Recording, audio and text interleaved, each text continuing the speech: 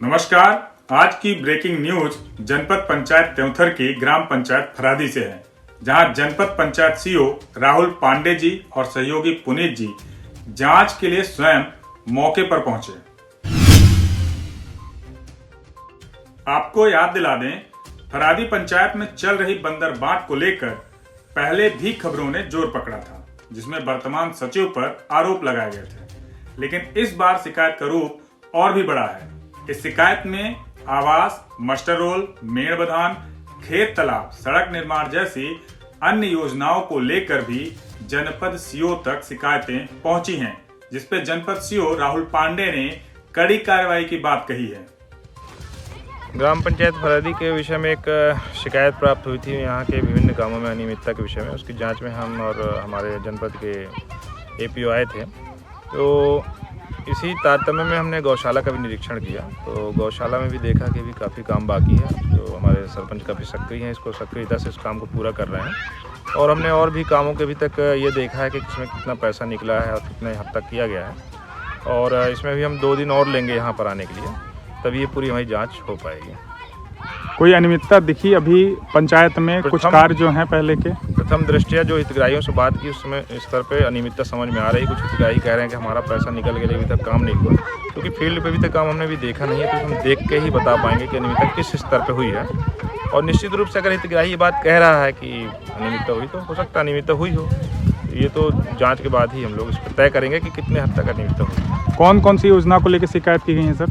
खेत तालाब है, नंदन फलोद्यान है और प्रधानमंत्री आवास है। कुछ मजदूरी के हैं मामले, मनरेगा मजदूरी की, मेड़बंधन, मनरेगा के कामों का विशेष रूप से शिकायत है। आइए समझते हैं कितनी बड़ी धांधली है और इसका जिम्मेदार कौन हो सकता है। हालांकि कुछ शिकायतों को लेकर पूर्व सचिव से भी मौके पर ही पूछताछ की गई, जिनका ना तो जवाब मिला, ना ही स्पष्टीकरण। लेकिन कुछ लोगों द्वारा ये भी जानकारी दी गई कि उनके कार्यकाल में बिना चढ़ावा कोई काम हो ही नहीं सकता था। एक शिकायतकर्ता के अनुसार उनके खेत तालाब योजना का पैसा छू हो चुका है और काम भी नहीं हुआ है। ये राशि तकरीबन 70 से 73 हजार के आसपास है और इसका जवाब उन्हें अब तक नहीं मिल सका है। इतना ही नहीं, जानकारी के मुताबिक लंबे समय से कुछ आवास अधूरे हैं, जिनकी पहली किस्तें तो जारी हो चुकी हैं, लेकिन दूसरी अब तक जारी नहीं हुई, जबकि उनके बाद के आवास आवंटन तैयार हो चुके हैं। साथ ही कुछ लोगों को तो दोबारा लाभ भी मिलना शुरू हो चुका है, जिसकी वजह से शक और गहरा हो जाता है कि कहीं यहां भी तो चढ़ावा रिवाज शुरू नहीं है। एक और शिकायत सड़क निर्माण और गौशाला निर्माण से भी जुड़ी है, जिसमें सड़क निर्माण तो हुआ नहीं, लेकिन लाखों में राशि जरूर हरण कर ली गई।